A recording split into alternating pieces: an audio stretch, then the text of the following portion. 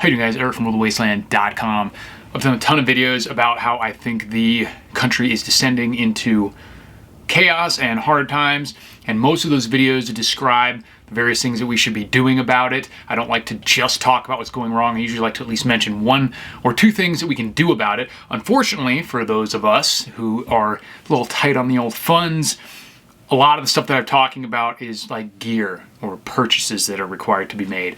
Like a different, more food, a sun oven, a mirror gas mask, and all that stuff's great.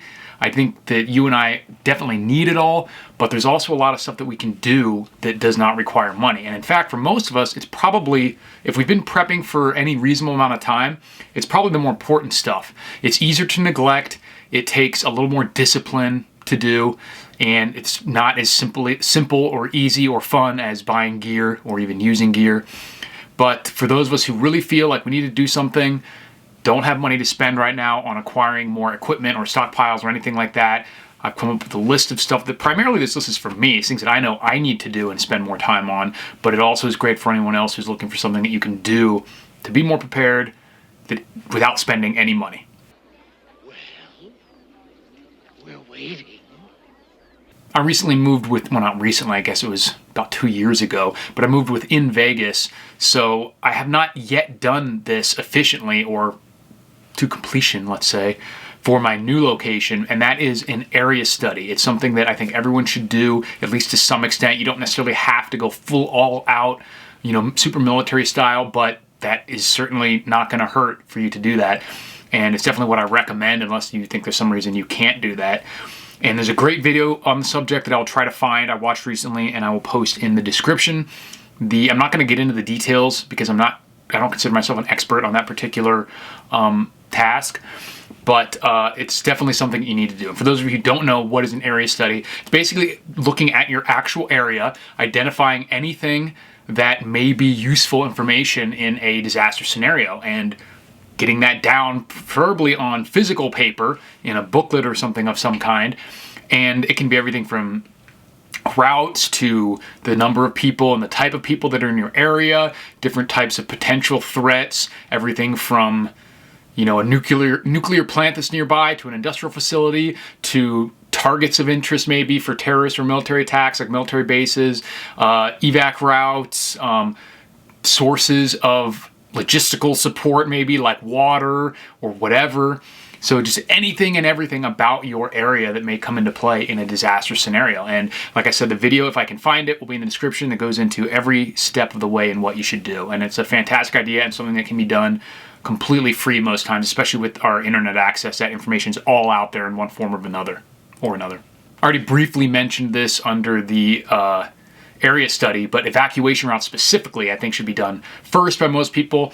And even if you're not going to do a whole exhaustive area study, it's something that everyone needs to do and will come into play a lot more often than some of that other stuff, especially with alternative evacuation routes. But you should have a plan so that you know right when you jump in your car, or even if you can't jump in your car, which route you would take depending on what's going on and where it happens in your city. And that way, at worst, you can glance at the area study type paperwork or research that you've done on this in particular and say, this is where I need to go. And that will, of course, include the actual roads, what you would take, but certainly also needs to include ways and avenues of egress that aren't dependent on roads and some that aren't dependent on vehicles. One in particular that I think is really cool that I found for my area is like abandoned railway lines. And certainly even active railway lines may be useful means of travel, more so than dead reckoning through the woods or through the desert. You have what's basically already a cleared path that is almost certainly going to have far less traffic on it than roads or even major pathways, and may not have almost any other traffic. I wouldn't count on that, especially in a major disaster scenario. But also you'll be able to see on your map exactly where to go. You won't have to constantly be checking your azimuths and whatnot because you will be on a physically constructed path. You can worry more about security and things like that, and just follow what you already know as a path and just check when you come upon main terrain features and stuff like that. But there's other sorts of evacuation routes that you can find, but just having them, knowing what they are, knowing what the backups are for vehicles, for on foot, for the type of disaster scenario, that's a huge thing, hugely important, and it's, again, can be done completely free just by doing internet research. Another thing you can do to prepare without spending any money is formulate some rally points and information or dead drop locations. So a rally point is primarily a military term, but it's used just to designate a location where you'd meet either before or after some sort of action on an objective. And in this case, that could be any reason why you have to leave or can't get to your primary location, which is usually going to be your house or your place where you live. And a rally point is just where you meet.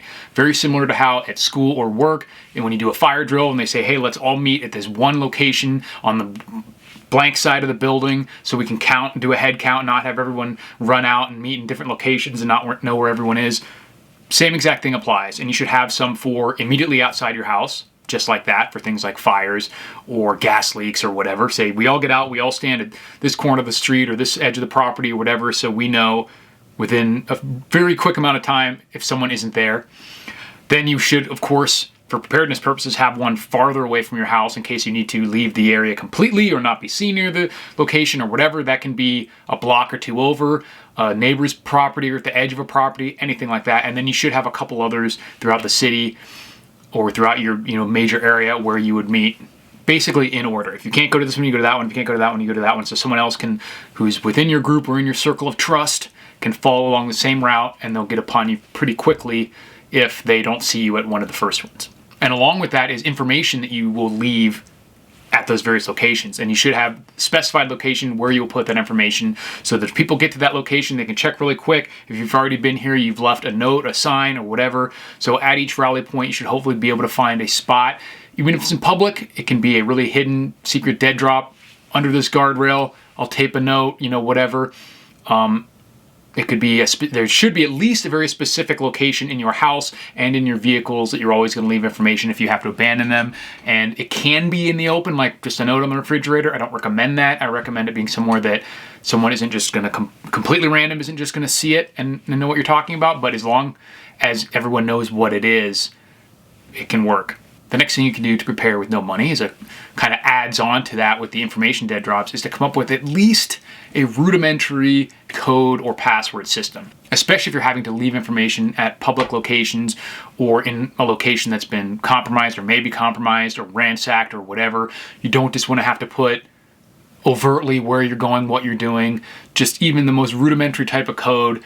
It doesn't have to make it through the NSA's code cracking capabilities or be Windtalker level, deception, but it just has to be something that it'll take people at least a few hours or days to figure out what it would mean, or at least some, level of computer cracking, or at the very least, a random person who walks up and reads it just won't know exactly what you're talking about. So I recommend a few levels of security in that regard. So if you need to do something really quickly, so an example of this is instead of saying going to my dad's farm and having the address, the first level of security would be just not have the address. But if you have multiple farms or whatever, then to have, just to have those notated as location A, going to fallback location A, going to rally point B, whatever. No one's going to know what that means. And then also having some extra level of code to where if it's an address that the other person might not know, you can write that down in a way that someone who walks up isn't just going to instantly also know what that address is. The next thing you can do to prepare for free is a huge one. It's probably something that I am most lacking in my preparedness, and probably pretty similar for a lot of other preppers based on, the conversations that I've had, and that is staging equipment in a way that makes sense, that makes it easily accessible, easy to find, and let us all know and remember what we have and where it is. It's very easy to collect a lot of potentially useful things for a variety of disaster and shit the fan scenarios. It's very difficult to maintain that in a way that you can always very quickly get to it, know where it is, etc. So I'm not going to go too deep into this topic because I am far, far from an expert on this subject. In fact, I'm close to probably needing professional help in this category, but it is something that I at least realize is a problem, and I've been working diligently pretty recently actually to cut down on the amount of stuff I have, streamline my preps, put them in places and in ways that are easily accessible in a much more efficient, logical time frame. And it's something that can be done usually free. In fact, you may be able to actually get rid of some superfluous gear and make some money by selling it if you go through this and find out that you have 7 of something and only 2 of another, categories. Then you can kind of even your preps up a little bit. The next free thing you can do to prepare is to transfer any of this information that I'm talking about and more into hard copies. Whether that's, addresses and contact information for relatives, like we might just be used to using the GPS or used to seeing their name pop up on the phone and not actually remember all our cousins and aunts' actual phone numbers and addresses and routes to their locations and all that. Even if we have access to it or have it even that saved information, it still may be only stored digitally. So just simply writing that stuff down, even if you don't want to or don't have a printer or an access to it, getting it down physical paper is probably a great idea. And it's of course free. The next thing you can do to prepare for free is to let your family members and significant others or anyone who may live with you or very quickly be involved with you in any disaster scenario, keep them abreast of what you're doing. Even those of us who are lucky to have all the people who are close to us on board and maybe doing some prepping of their own, etc., they may not be following exactly what you're doing day to day and be all up to speed on the various modifications and changes and pieces of gear that you've made and how to use them in a stressful situation. So even if you have a, spouse or somebody who's a family member, immediate family member, children, parents, whatever, they may know that you have a sun oven or a solar generator or gas mask. They may even kind of have an idea of how to use it, but they might not know where it is right now. They might not know exactly how to use it, certainly not in a stressful situation. So just make sure that all these people are up to speed on what you're doing. And that's actually harder than it seems, because there's a lot of little things that we do day to day that we kind of take for granted as not being a big deal and really aren't, but they might be if someone who needs to know about it doesn't. So just making sure that you update. That can be done, I don't know, once a week, once a month, whatever. It depends on how much really you're changing or moving or improving. But it needs to happen, and it's something that I'm probably bad about way more than I should be, and it's something that can be done for free. And the last thing on my list of things you can do to prepare for free is training. I'm going to make it the overall category of training, but it could be training, practice, specifically things like dry fire. Maybe practice your reloads. You can do that with empty magazines.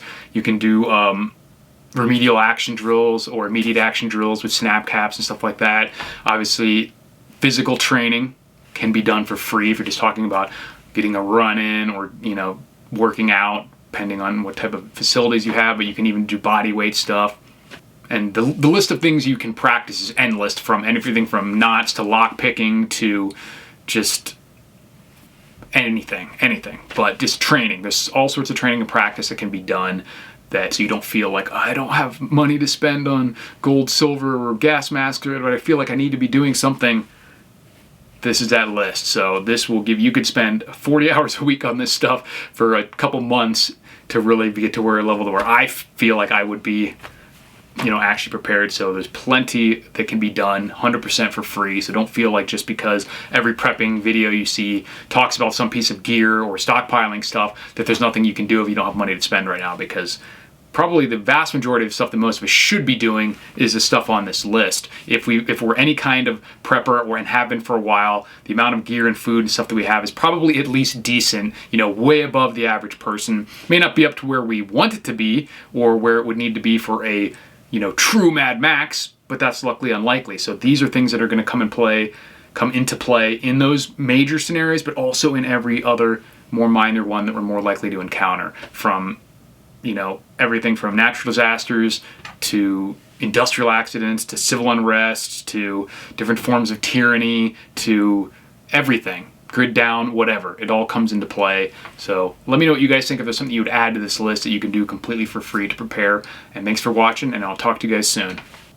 But of course, if you do have money to spend, buy the World Away Sand Survival Fishing Kits. These, I'm pretty sure, if I remember correctly, are guaranteed to have you survive a Mad Max scenario. If a Mad Max scenario happens and you have this and you don't survive, I will give you your money back.